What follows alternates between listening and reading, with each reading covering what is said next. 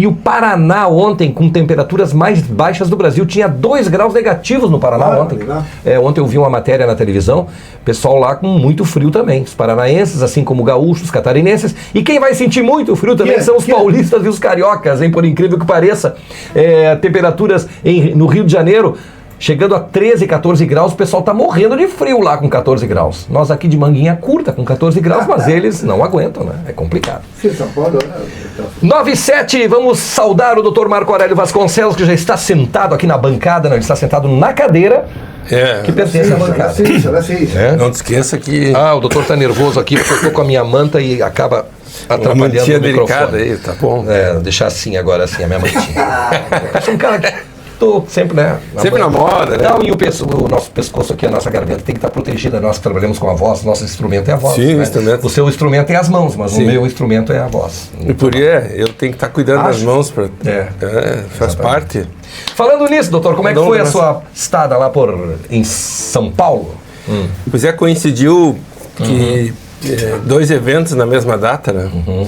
O primeiro, eu estava inscrito desde o ano passado no Mednesp, que é o encontro de médicos espíritas, que envolve médicos da América Latina, do mundo todo. Só médicos espíritas? Médicos espíritas, e lógico, quem participa do evento é aberto ao público em geral. Né? Perfeito.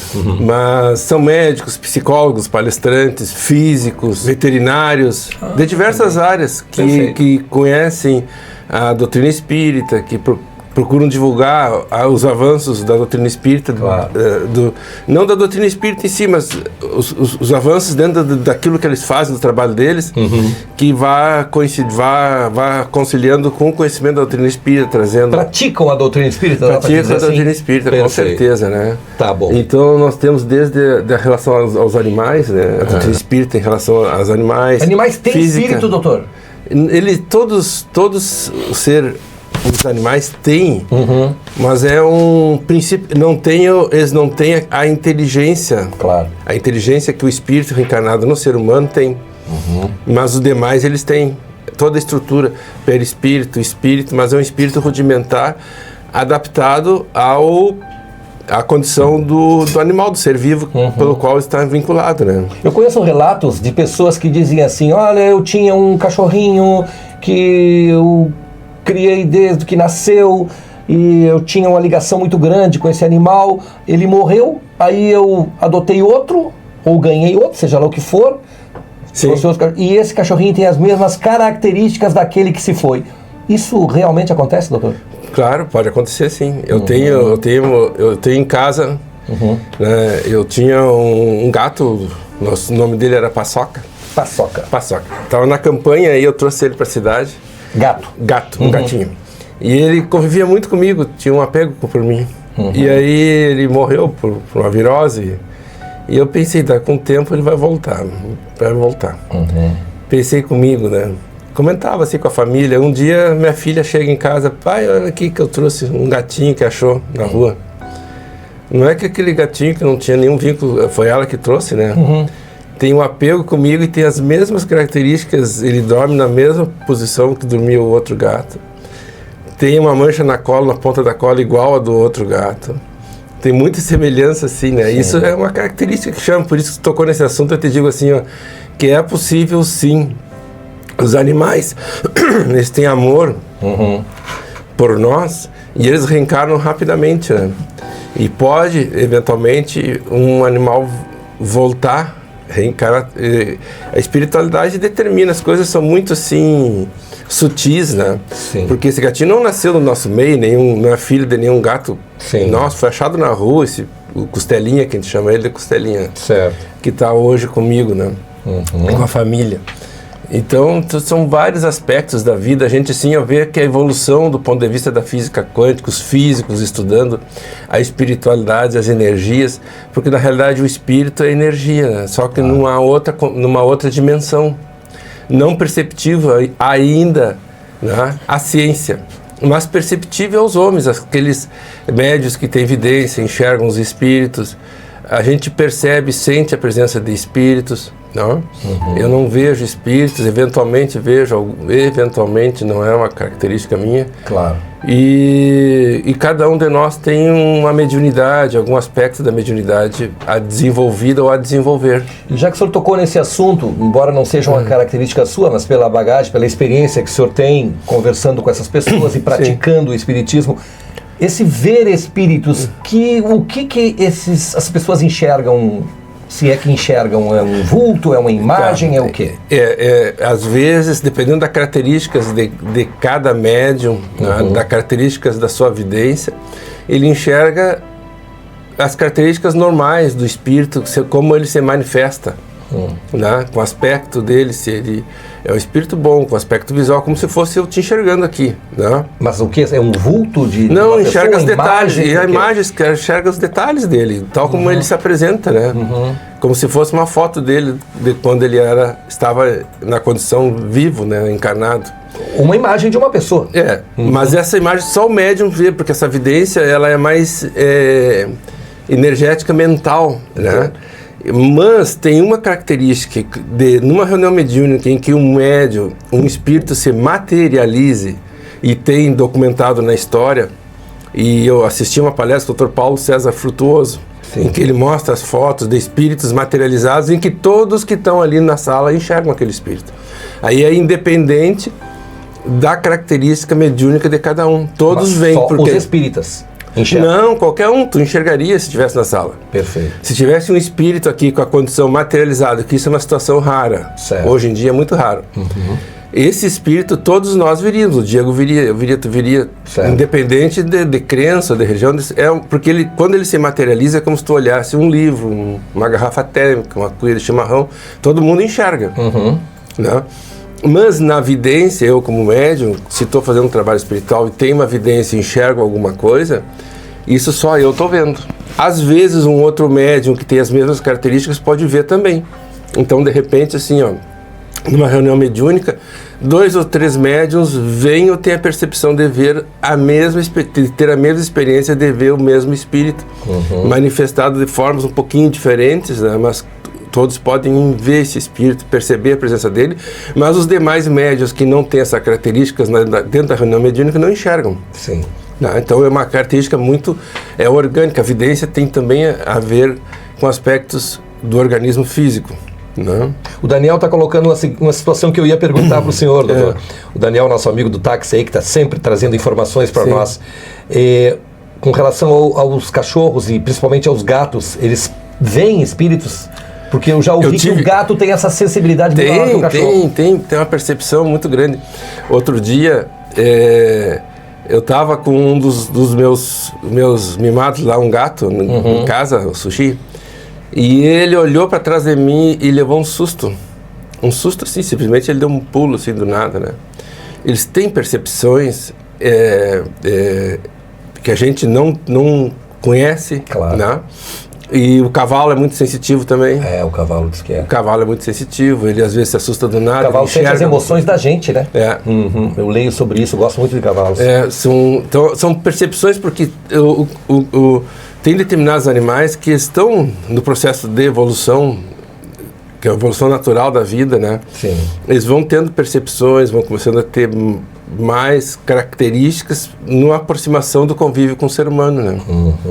O Ruber diz assim: estou convencido por experiencia, la muerte de un afecto es un hasta luego. Las señales se manifestan. Si tú estás abierto, te llegan. Es emocionante. Gracias por compartilhar suas vivências. Com relação, não sei se o senhor entendeu, com relação às pessoas que se vão, fica um afeto e um hasta luego, como se elas deixam sinais que se manifestam. Sim, é muito... Pode entrar no tema, viu? Não, isso aqui não se preocupa. Perfeito, vamos continuar então. É muito frequente, por através do sonho, né? A pessoa sonhar com um ente querido que já se foi. E ter a sensação, eu estava conversando com um amigo meu justamente ontem, em Porto Alegre, um amigo, e perguntei para ele assim, mas ele já perdeu a mãe, né? E o pai. Sim. E aí eu perguntei para ele, mas tu sonha muito com teus pais? Ele disse, não, sonho muito com a mãe, quase que diariamente. E aí eu fui conversando com ele, explicando para ele. Depois conversa com ela. Eu sugerindo para ele, né? Se tu um dia quer ter uma orientação dela, tem alguma dificuldade, mentaliza, pensa, pede a orientação para ela, conversa com ela. E em sonho, tu vai perceber que ela vai aparecer para ti comentando alguma coisa, algo vai te ajudar. Porque os espíritos familiares se vão, mas eles estão vivos, estão presentes na nossa vida. E eles querem ajudar quando eles conseguem ter uma porta de amparo, de auxílio. Eles ajudam nós que ficamos, os filhos, né, os parentes.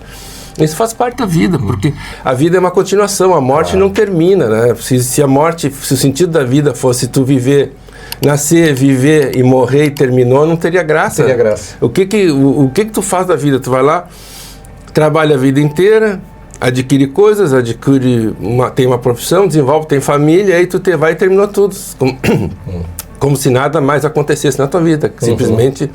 E na realidade, a morte é uma transposição pela qual a gente se desliga de um corpo físico que nos prende, certo, que não permite com que o espírito evolua e se desenvolva, e ele volta para o mundo nosso, o mundo dos espíritos, volta para a sua dimensão espiritual pela qual ele está inserido, e numa outra oportunidade ele vai retornar, e às vezes retorna junto desses familiares que são muito queridos, que existe muito amor, muito afeto, né?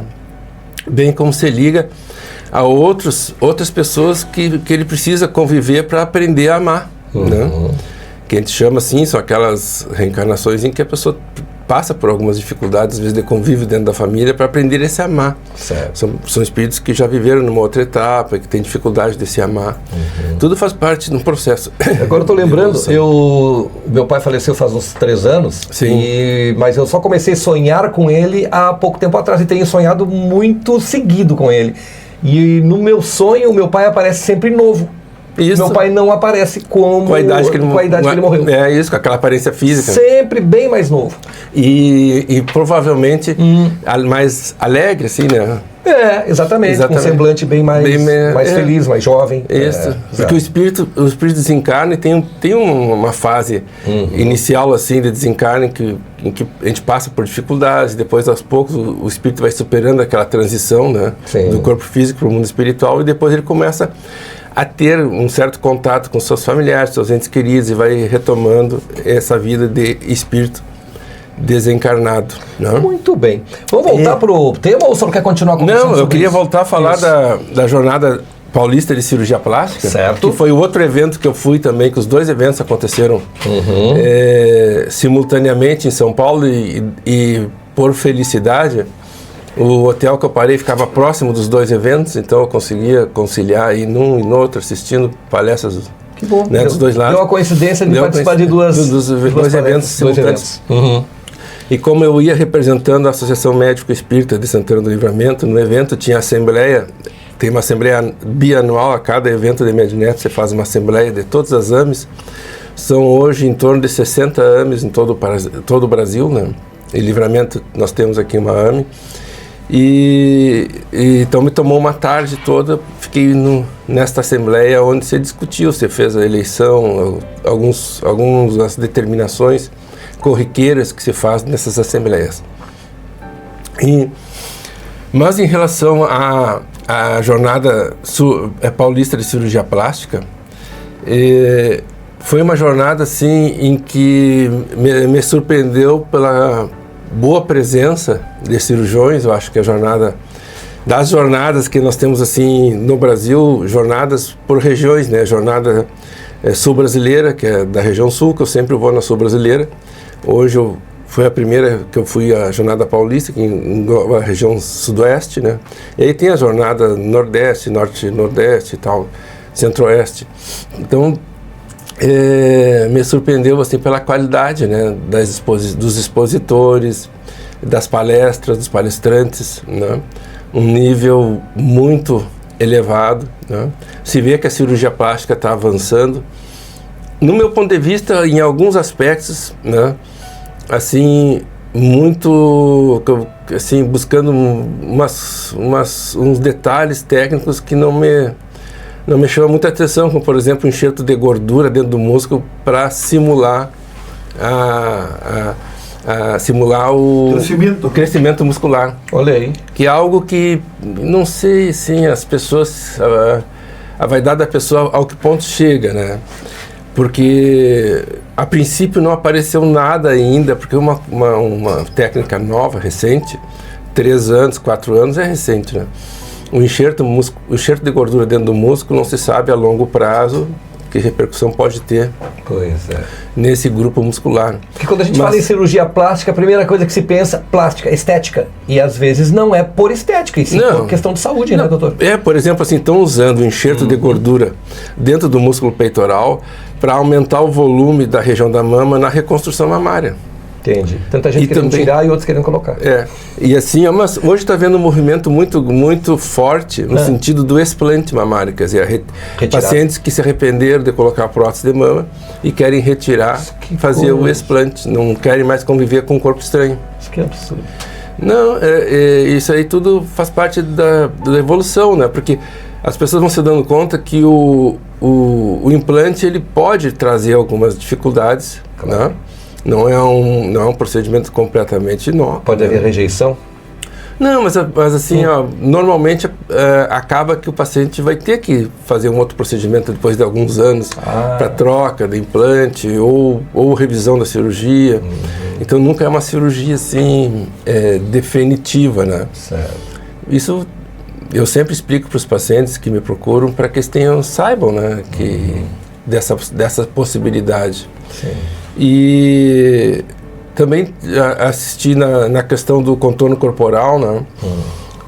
Teve palestras assim como evitar complicações na lipoabdominoplastia. A lipoabdominoplastia é uma técnica que eu uso muito, que é a cirurgia plástica do abdômen associada à lipoaspiração do contorno corporal. Certo.